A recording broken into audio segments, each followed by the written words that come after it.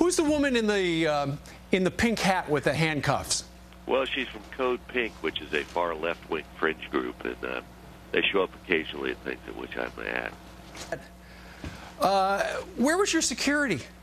Well, this is the first, and believe me, it will be the last event on the book tour in which there was not security.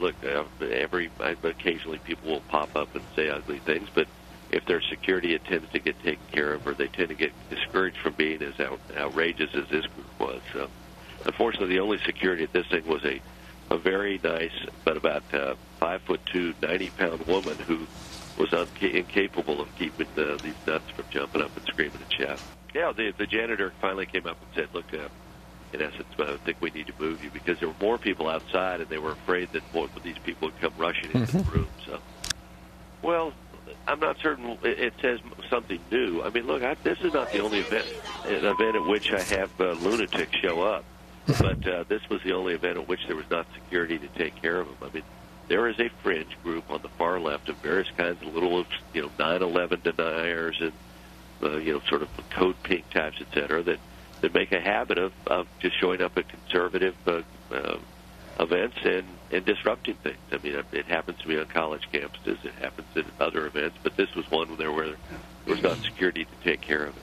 What was interesting was this was a mostly older crowd. There were some young people in the crowd, but it was a mostly older crowd.